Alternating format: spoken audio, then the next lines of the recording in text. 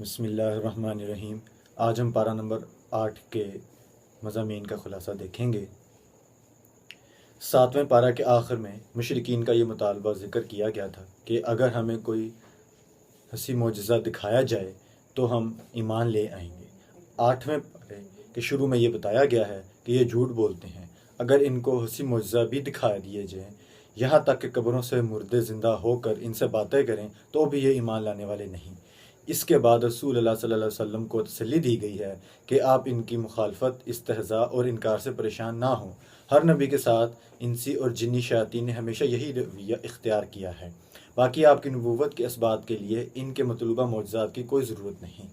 اللہ تعالیٰ نے آپ کو متعدد معجزات سے نوازا ہے، جن میں سے سب سے بڑا معجزہ قرآن ہے۔ لہٰذا یہ اس معجزہ کو دیکھنے اور سننے کے باوجود انکار کرتے ہیں تو آپ پریشان نہ ہوں، کیونکہ زمین پر بسنے والے اکثر لوگوں کا یہی حال ہے کہ وہ ہدایت کو چھوڑتے ہیں اور گمراہی کی طرف مائل ہوتے ہیں۔ اور فرمایا گیا، اور اگر آپ اکثر لوگوں کی بات مانیں گے جو دنیا میں ہیں تو وہ آپ کو اللہ کی راہ سے دور کر دیں گے۔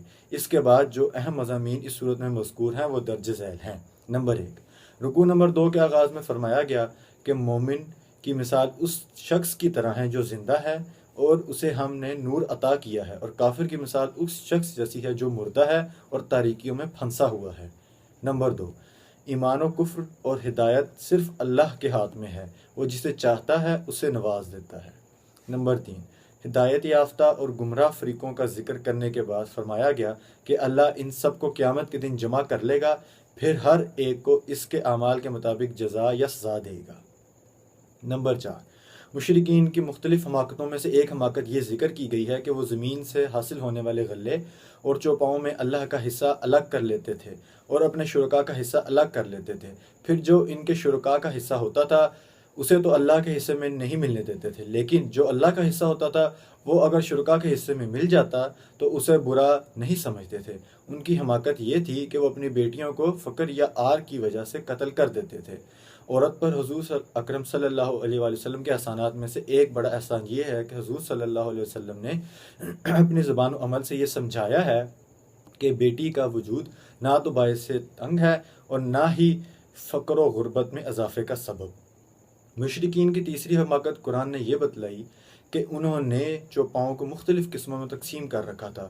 بعض وہ تھے جو کاہنوں اور مذہبی پیشواؤں کے لیے مخصوص تھے، بعض وہ تھے جن پر سوار ہونا اور ان سے کسی بھی طرح فائدہ اٹھانا جائز نہیں سمجھتے تھے، اور بعض وہ تھے جنہیں ذبح کرتے وقت اللہ کی بجائے بتوں کے نام ذکر کرتے تھے۔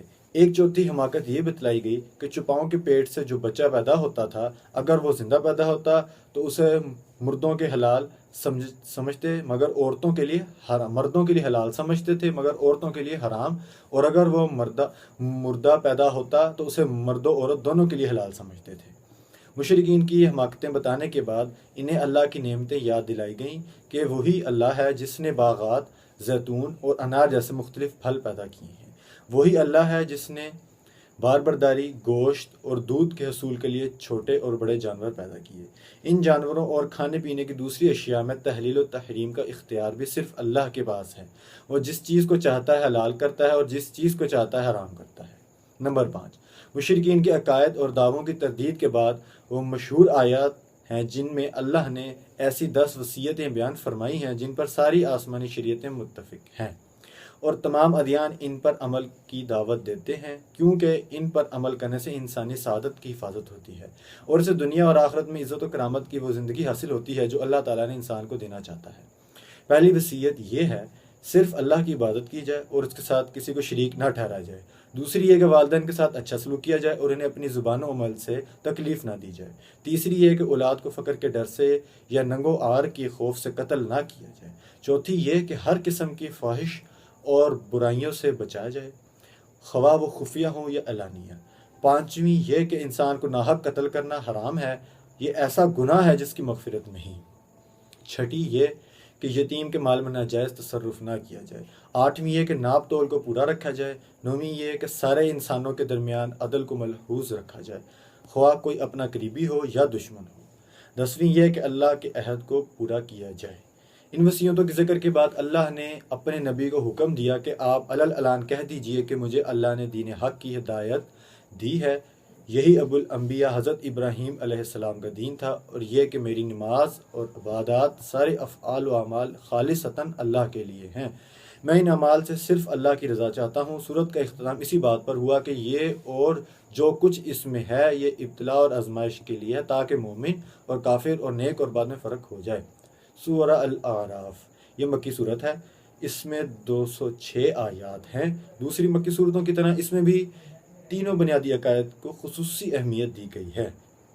اس صورت کی ابتدا میں حضور اکرم صلی اللہ علیہ وآلہ وسلم کے دائمی معجزہ یعنی قرآن کا ذکر ہے، جو کہ سارے انسانوں کے لیے اللہ کی سب سے بڑی نعمت ہے۔ اس صورت میں انسان کو اللہ کی اس نعمت کی طرف متوجہ کیا گیا ہے کہ اس نے سب انسانوں کو ایک ہی باپ سے پیدا کیا ہے، تاکہ وہ آپس میں ایک دوسرے کے ساتھ تعاون کریں اور اس بات کو یاد رکھیں کہ انسانیت میں بھائی بھائی ہیں۔ اسی طرح اس صورت میں انسان کو اللہ نے جو تکریم بخشی ہے اس کا بھی ذکر ہے، وہ یہ کہ اللہ نے پہلے انسان کو اپنے ہاتھوں سے پیدا کیا، اس میں اپنی روح پھونکی اور فرشتوں کو اس کے سامنے سجدہ کرنے کا حکم دیا۔ اس قصہ کے ضمن میں شیطان کے مکر و فریب سے بچنے کی بھی تلقین کی ہے، کیونکہ وہ ایسا مکار دشمن ہے جو انسان کی راہ کھوٹی کرنے کے لیے ہر راستے پر بیٹھا ہوا ہے، اور انسان کے ساتھ ٹکراؤ کی جو ابتدا ابلیس کے انکار سجدہ سے ہوئی تھی، اس کا سلسلہ قیامت تک جاری رہے گا، اور خیر و شر اور حق و باطل کے درمیان کشمکش کسی نہ کسی انداز میں باقی رہے گی۔ سورہ اعراف کی ایک قابل ذکر خصوصیت یہ ہے کہ اس سورت میں اللہ تعالیٰ نے مسلسل 4 بار انسانوں کو یا بنی آدم کے صیغہ سے خطاب فرمایا ہے۔ یہ 4 ندائیں سورہ اعراف کے علاوہ کسی اور صورت میں نہیں ہیں۔ پہلی ندا 10ویں رکوع میں ہے، جس میں اللہ نے لباس کی نعمت کا ذکر کیا ہے، آیت نمبر 26 میں، جس میں فرمایا گیا، اے اولاد آدم، ہم نے تمہارے لیے لباس اتارا ہے جو تمہارے سطر کو بھی چھپاتا ہے اور زینت کا بھی باعث ہے، اور تقوی کا لباس سب سے بہتر ہے۔ دوسری ندا 10ویں رکوع کی آیت نمبر 27 میں ہے، جس میں اللہ تعالیٰ ابلیس کے فتنہ سے بچنے کی تلقین کرتے ہوئے فرماتا ہے، اے اولاد آدم، کہیں شیطان تم کو بہکا نہ دے جیسے اس نے تمہارے ماں باپ کو جنت سے نکال دیا، ان کے لباس اتروا دیے تاکہ انہیں ان کا سطر دکھا دے۔ تیسری ندا 10ویں رکوع کی آیت نمبر 31 میں ہے، جس میں فرمایا گیا، اے اولاد آدم، اپنی زینت کا لباس لے لو ہر نماز کے وقت، اور کھاؤ پیو اور اسراف نہ کرو، بے شک اللہ اسراف کرنے والوں کو پسند نہیں کرتا۔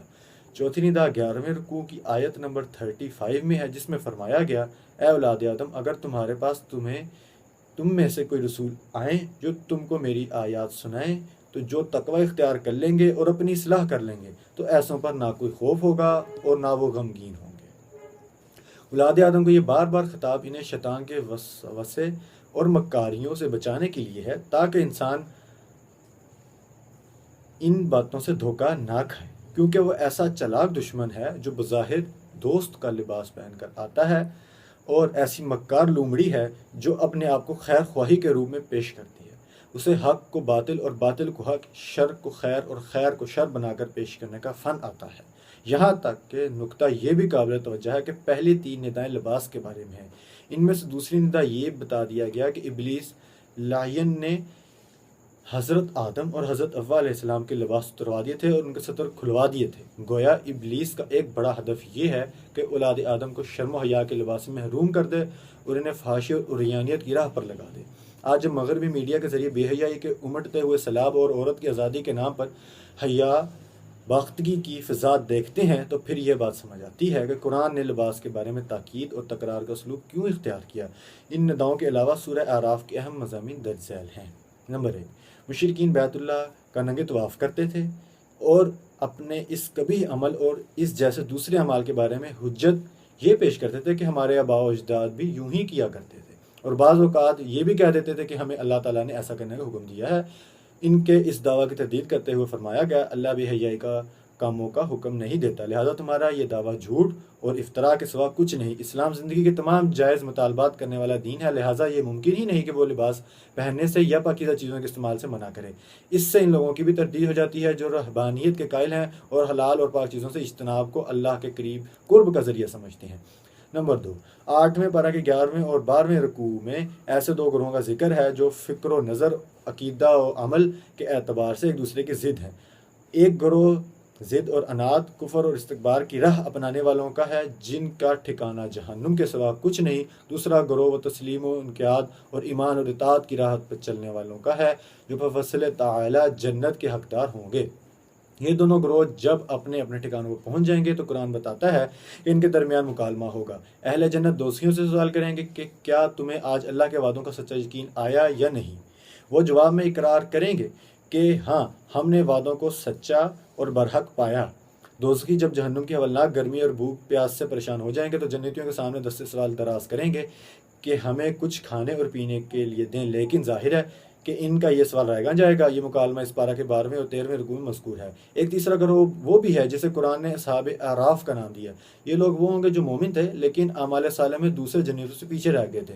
انہیں نہ تو جنت میں داخل کیا جائے گا اور نہ ہی دوزخ میں، بلکہ ان کا فیصلہ مؤخر کر دیا جائے گا، لیکن بالآخر اللہ تعالیٰ ان کو بھی جنت میں داخل ہونے کی اجازت مرحمت فرما دیں گے۔ ان اصحاب اعراف اور دوزخیوں کے درمیان بھی مکالمہ ہوگا جو کہ 13ویں اور رکوع میں مذکور ہے۔ ان مکالمہ کے بعد اللہ تعالیٰ کی قدرت اور توحید کے دلائل اور آخر میں 6 انبیاء کے کرام یعنی حضرت نوح، حضرت ہود، حضرت صالح، حضرت لوط، حضرت شعیب اور حضرت موسیٰ علیہ السلام کے قصے اختصار کے ساتھ بیان کیے گئے ہیں۔ ان میں سے پہلا قصہ شیخ الانبیاء حضرت نوح علیہ السلام کا ہے اور آخری قصہ حضرت شعیب علیہ السلام کا ہے۔ ان قصوں میں جو مختلف حکمتیں اور عبرتیں پوشیدہ ہیں ان میں سے چند درج ذیل ہیں۔ نمبر 1، رسول اکرم صلی اللہ علیہ وسلم کو مخالفین کی ایذاؤں پر تسلی دینا۔ نمبر 2، متکبروں کا انجام بد اور نیکوکاروں کا انجام اچھا بتانا۔ نمبر 3، اس بات پر تنبیہ کرنا کہ اللہ کے ہاں دیر تو ہے اندھیر نہیں، بالآخر ظالموں کو ان کے ظلم کی سزا مل کر رہتی ہے۔ نمبر 4، ہمارے آقا صلی اللہ علیہ وسلم کی نبوت کی سچائی کی دلیل پیش کرنا کہ امی ہونے کے باوجود آپ تاریخ کے گمشدہ اوراق حقائق کے مطابق پیش فرماتے تھے۔ نمبر 5، انسانوں کے لیے عبرت و نصیحت کا سامان پیش کرنا۔